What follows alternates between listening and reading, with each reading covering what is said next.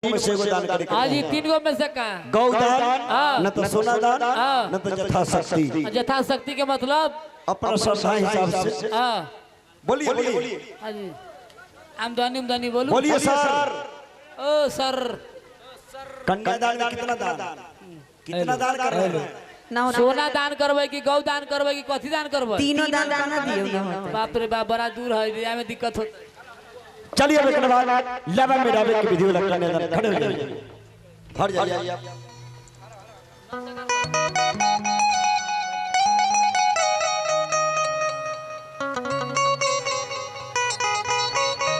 कन्यादान सुख लेकर करना चाहिए, दक्षिणा होता है कन्यादान। हाँ अच्छा इस सवेरे दे देती जा जा नाक वाला दियो ना,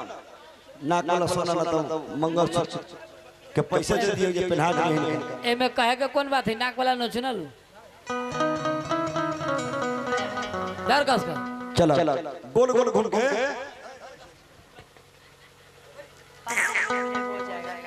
बाबा बड़ा छिड़ियाइया देखो देवरा किला बाछिरी आओ बाबू पीछे पीछे खाओ हे बाबा छिड़ियाओ बाबू पीछे खाओ ला बाछिरी आओ बाबू पीछे पीछे खाओ हे बाबा छिड़ियाओ बाबू पीछे खाओ हमर बाबा आपन मम्मी लगन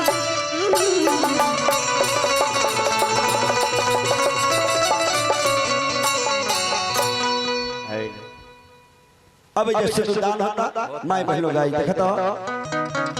कि माई है तो हमारे है सनुरिया सनुर लेके आई है हमारे ऐसे दुनिया से उड़ले के आई है कि माई है तो हमारे है कुमारी धिया सनुरा बिसहान आई है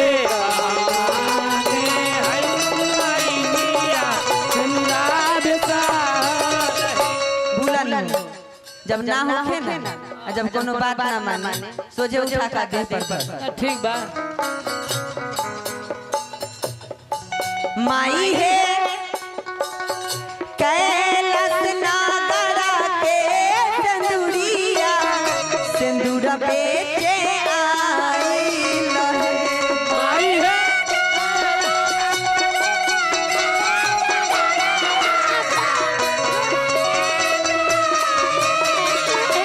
माई है कैलाश नागरा के सिंदूरिया सिंदूर बेचे आई आई है कैलाश नगर के सिंदूरिया से सिंदूर लेके आई रहे माई है हिमाचल के बरदो हागिना सिंदूर बेचा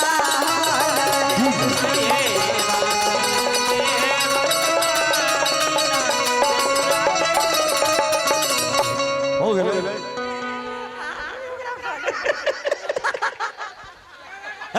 हो गए बाबू ओ बाप हो गए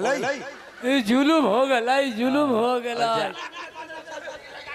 करे के कहीं रुला कह देलिए कहीं तुमको दे मिला लीस ना जुलुम हो गला सिंदूर मांग में करे के चाहिए नाक में काला कर दिए नाक में कली सोचनी में नाक के भूम में कला ना कर दांत फिर सांस ले में दिक्कत हो जाता है। आई तेरा बिना कोहबर कर हम छोड़ चली अब दुल्हा दुल्हन को है लाछू होता पौंगा भरल जाला एक बाद चुमावन के बेटी जाओ ना फुलवाना नहीं बिहान ना अभी आहा सबके लास्ट विधि है जिनको इसमें चुमाना है आके चुमा लीजिए। विवाह विधि के आपके लिए लास्ट विधि के दूध दहना जिनको नहीं 5 आदमी आके चुमा लीजिए कम से कम। हां देख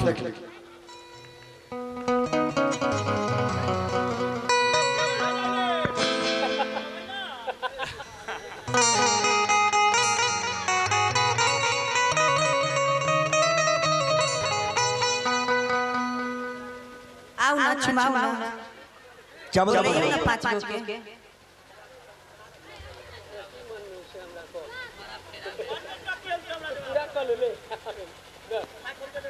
बाप रे बाप दोनों यार अरे आइए जिनको चुमाना है पहचानिया के चुमाना। आइए आइए रखो दो।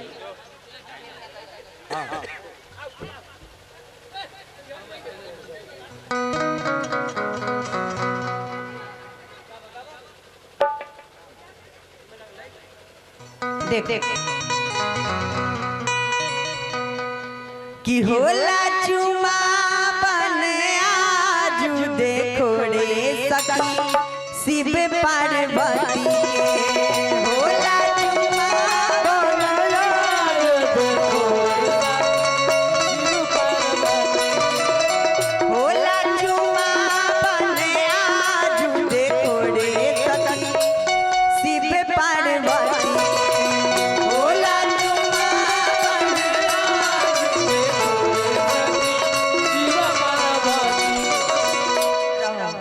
अयो ना जल्दी से चुमाना दियो। बाप रे बाप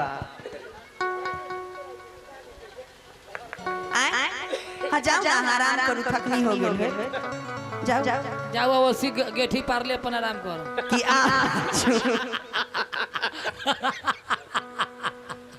कि आमा चुमावेली अनधन लुटावेली आमा चुमावेली अनधन लुटावे आमा चुमावेली अनधन लुटावेली आमा चुमावेली अनधन लुटावेली पापा लुटावे हीरा लाल देखो रे सखी शिव पार्वती के पापा लुटावे हीरा लाल देखो रे सखी शिव पार्वती आमा चुमा बन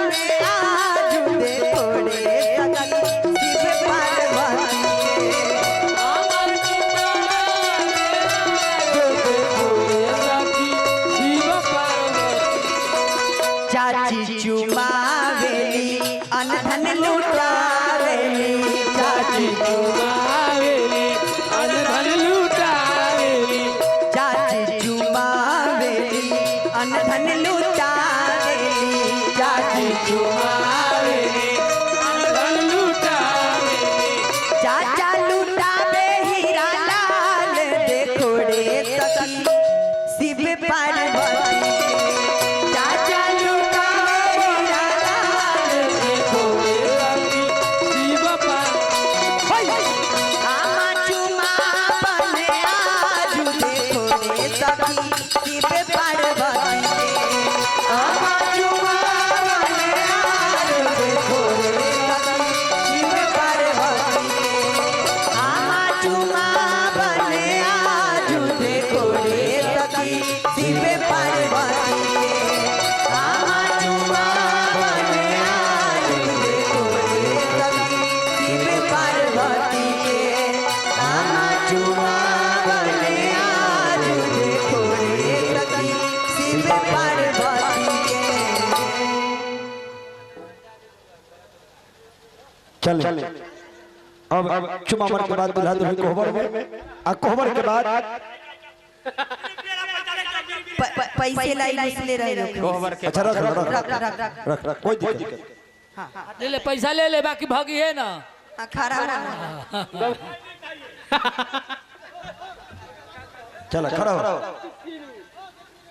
कोहबर के बाद विदाई होला देखो विदाई होला शंकर बाबा के कितना कितना माने छी नोकरा जे हो बेचारा के 10 रुपया रही से ओकरे दे दे आहो ऐसे ना पंटकिया रही से दे देलखिन तो अभी छीन के भागे लते कहला कि पीते त दुनो पीते अखनी तो लोग के देख के भागे छै देखिए ही ना ऐसे केना टेंशन ना लिए 30 रुपया में पुरिया गांजा के नहीं दुनो गोटी लगा दी। सुनु मेहमान हां सुनाई छै बउआ जाय छै देखाऊ ना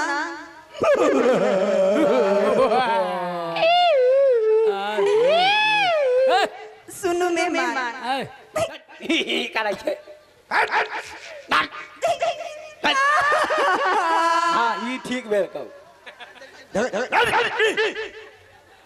दामाद के भर भजा में की हो गेलै दामाद आ बेटा में अंतर की ना हां खेल खेल खूब जो तनका देवे घर में जो बेटा के उ तो गलती बोले बोलते रे दामाद भतार में कोई अंतर भेले उ एगो बात होती है बेटा को सुनू मेहमान हाँ, समझा दे देख ले फिर नेटा शुरू कर जा मारब समझाई जल्दी लड़का के हमर बच्चा है अच्छा। जल्दी की ना हाँ। ऐसा ना यहाँ से ले जेबै इ तक खनिए से छटपटाइल हो तू ये वजह से हाँ तुमके वही छोड़ी तनी का मतलब ई ना ली हम खुद का भागा छी तो खुद का भागे लग जल्दी की ना सबके बात मानिया सास ससुर के सेवा एको ठोक न करी हाँ। जल्दी की ना अब गोतनिया जे मंग जरा ता मंगजरौनी कुछो बोलतो मामा को झूठा उतार दे छिनरी अन्ना नदिया जे कुछो बोलतो ओकरा कुछो न करी की भतिया हाँ कांटा लो ले लो फेंक दिया पहले मार लगा नहीं आ कांटा लो ले लो फेंक दिया कांटा तोड़ के बैग में ले जाओ मजा के दे दिया ना ना कांटा तोड़ का रोड पर ना फेंकिया ही कहला माई जी के दे दिए ही ओकरा एगो हमर बात आ रहा हां सुन ले आ सास के कुछो कहतो ओकरा बुढ़िया बेचारी के कुछो न कहतो करेजा पर एड़ी ढक आ चक्र धार लगा एकदम वाह वाह वाह चौगुन में लग आ ई जे मार के ढुकावना कुछो कहतो हाँ करेजा हाँ हाँ करेजा जा फट्टी तोड़ दिए केना कुछ बाप चल गए उनाई के करल लगा नागे कुछ कोई कुछो कहतो न ट्रंक माथा पर धरिया चुप यहाँ दोसर बियाह कर देबो दोसर बियाह कर जैसे माय 68 गो कहले एकर से तो खानदानी चले छे माय ओकर ओसी कल के ओकर माय ओसी कल के ओकर माय ओसी कल के एकरो माय ना भाग गेलै बिहारी में आ फिर इतना माथा के पेड़ फिर ये उसी कर हाँ फिर वो ऐसी आ अपने कल के से कल के बेटियों को है सिखबा लत खानदानी लक्षण है की परवरिश दै छै ऐसा मतारी रहे थे बेटी के बाल बच्चा के घर बसा में 6 महीना के 6 मिनट में घर बिगड़ जाएगा बिगाड़ कथी कय गो घर बसा देते अरे बाप रे बाप देखी सारा बाल बच्चा हमारी यहीं न पहुंचल टोटल बाल बच्चा तोहरे है सब जन जितना खड़ा है सब हम कितना छेड़ देली लगे ना करिए कय गो घर बसा देलकै त चलिए के बाद विदाई दिखावा सोचे दिखावा कि बाबुल की दुआएं लेती जा तुझको सुखी संसार में बाबुल की दुआएं लेती जा तुझको सुखी संसार मैं कभी ना याद है ससुराल में बिना प्यार मिले याद आए ससुराल में तेरा प्यार